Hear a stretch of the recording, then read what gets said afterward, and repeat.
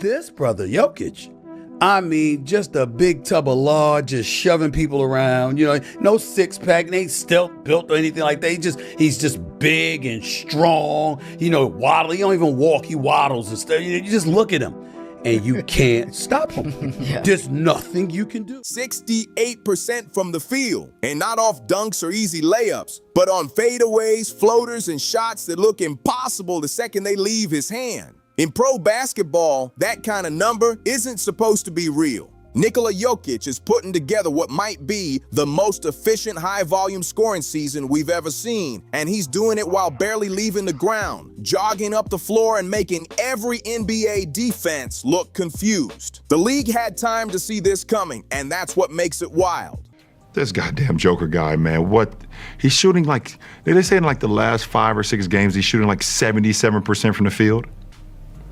Yeah, I mean, this season in 3 weeks, I think he's at 67% from the field. Oh my God. Teams had years to prepare, years to break down film, build schemes, and design entire defensive systems focused on one man. None of it worked. Not because they didn't try, but because there is no clean answer for what Jokic does. He's not just the best player right now. He's the unsolved equation, and the NBA still can't crack it. The 2014 draft says it all about how badly he was misread. 40 names were announced before Nikola Jokic heard his. That means 40 players were seen as safer bets than a slow Serbian big man who looked half asleep on tape. Pick 41, second round, the type of selection teams stash and forget about. Leave him overseas, maybe bring him in if the roster gets thin. That was the vision. Backup center at best, someone to eat minutes when games don't matter. The scouting notes sounded logical back then, and that's what fooled everyone.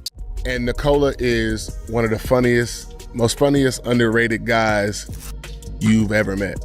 And sometimes he's not even trying to be funny. Yeah. But he's super down to earth, family guy, and basketball is just something that he's really, really fucking good at. You know what I'm saying? Like he's kind of like a guy who is super present in life, and it's like, hey, you know what? I love basketball, but basketball isn't me. It's not like what's gonna define me in my life. I'm not gonna let basketball ruin me having a great time at home with my daughter, with my wife, with my friends, with my family. No vertical pop, no explosive burst, no speed in transition. When teams pulled him into space, he didn't look comfortable. The label limited followed him everywhere, tied to every report and projection. His physical tools suggested a low ceiling, and front offices saw a player you could target in pick and roll situations. They thought they had him figured out. They didn't. Teams circled him as the weak link, the guy you target over and over until his legs get heavy. On paper, everything pointed to the same verdict. Nikola Jokic wasn't built for playoff basketball. Front offices signed off on that take before he ever stepped on an NBA floor. And that tag followed him everywhere. His early seasons didn't scare anybody either. If anything, they made teams feel safe about their first impression. Bench minutes, solid numbers, soft touch near the rim, slick passes, nice role player vibes. Nothing that screamed future superstar. Nothing that had coaches losing sleep. Then the flashes started. Out of nowhere, a triple-double. A pass so creative it looked lucky. Until the replay showed he saw a lane nobody else even imagined. He's so good that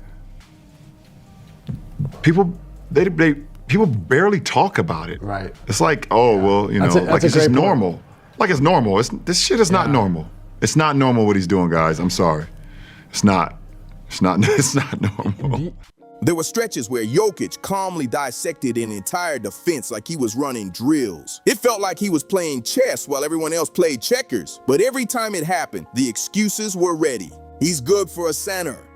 Great passer for his size.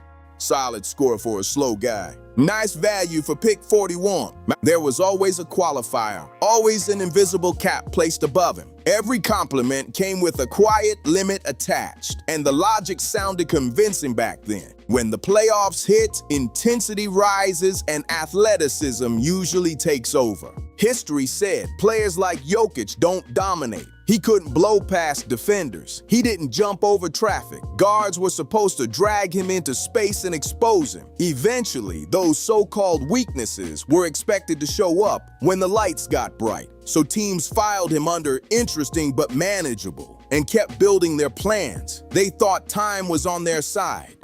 It wasn't. We just taking this dude for granted, man. He is the best basketball player in the world.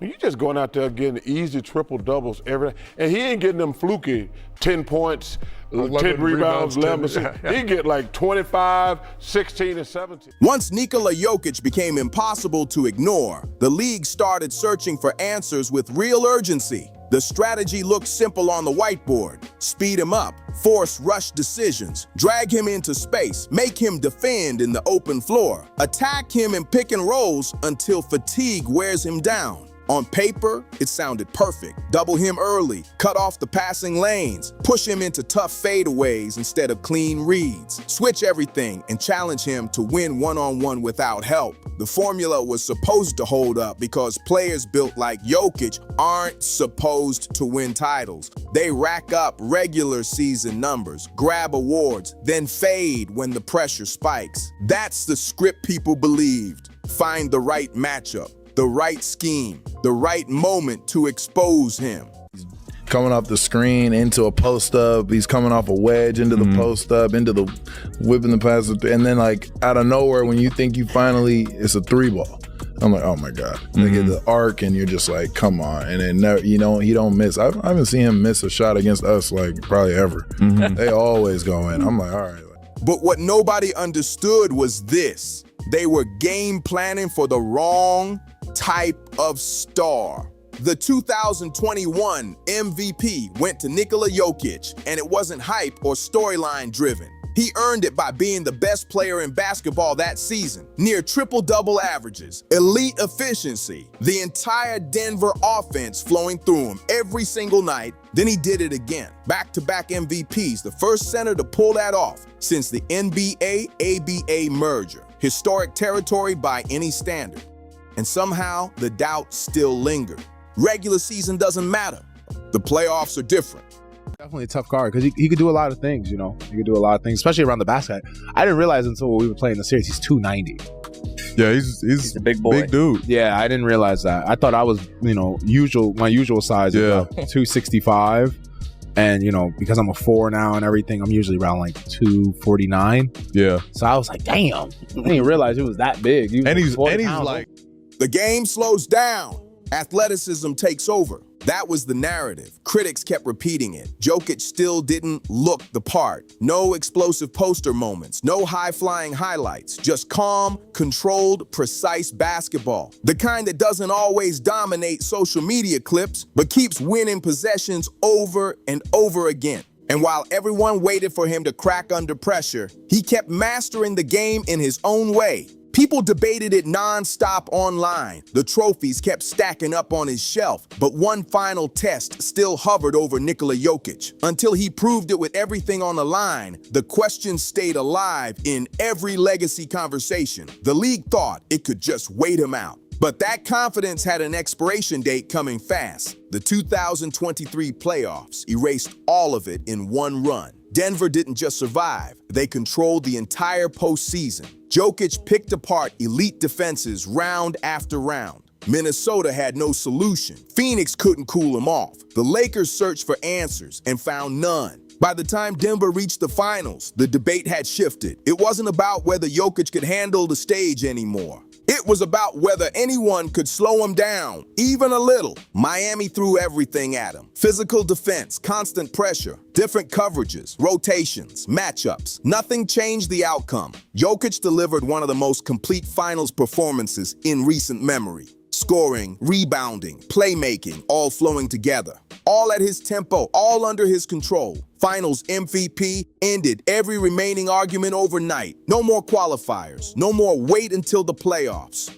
No more imaginary ceilings waiting to appear. The league finally had its answer. Nikola Jokic was the real deal. But what happened next? That's what surprised everyone. After the championship, teams came back even more aggressive. Double teams arrived earlier in possessions. Defenses got more physical within the rules. Schemes became more complex, all built around one question that kept front offices awake. How do we stop Nikola Jokic from taking over games? Executives studied finals film, frame by frame, searching for any weakness. Coaches designed entire systems focused on limiting one player. The belief was simple. Now that the blueprint existed, teams could adjust, learn from Miami's approach, and finally uncover the cracks. They just had to find them. The logic sounded solid, and the stats backed it up. So the Los Angeles Clippers followed the blueprint, clogged the passing lanes, cut off his teammates, and dared Nikola Jokic to shoot. Jokic answered with 55 points on just 23 shots, going 18 for 23 from the field in one of the most efficient high-volume games of his career. The Clippers didn't mess up the plan. They executed it exactly how it was designed. And that's the nightmare every team faces. They shut down one version of Jokic and unlocked an even more dangerous one. Play him one-on-one, he scores efficiently without forcing anything. Double him. The ball is moving before the help defender even plants his feet. Try to rush him, nothing changes because Jokic doesn't rush. That control is his real weapon. It's not just size, it's not just strength, it's his mind. Jokic doesn't read defenses faster than everyone else. He sees a completely different game. Passing lanes show up to him before they're visible. Rotations make sense to him before defenders fully commit. By the time help arrives, the right pass is already gone. The possession is decided before the defense finishes reacting. He never looks frantic. Pressure doesn't speed him up. Traps don't shake him. Double teams don't force wild decisions. Everything stays calm, deliberate, precise. While defenders scramble around him, Jokic moves like the game is in slow motion. And Denver's offense flows the way it does because the system isn't just built around him. It runs through him. Denver's system isn't just built around Nikola Jokic. It's built to weaponize his vision. Cutters move on his timing. Shooters space the floor, knowing the ball will hit their hands at the perfect second. Every action flows from how he reads the defense. Double him, the cutter is already gone. Sag off, he calmly drills the three. Switch the matchup, he instantly hunts the weakest defender. The system doesn't just rely on him, it multiplies him. Denver stays near the top of the league in offensive efficiency, not because they play fast or chaotic, but because every possession has intention. Guarding them doesn't feel like stopping one superstar. It feels like trying to shut down a machine that adjusts faster than you can think. And Jokic controls it all from the center of the floor. Most dominant players in NBA history eventually hit a wall. Speed fades, explosion declines, the body slows down. The game takes something back from everyone.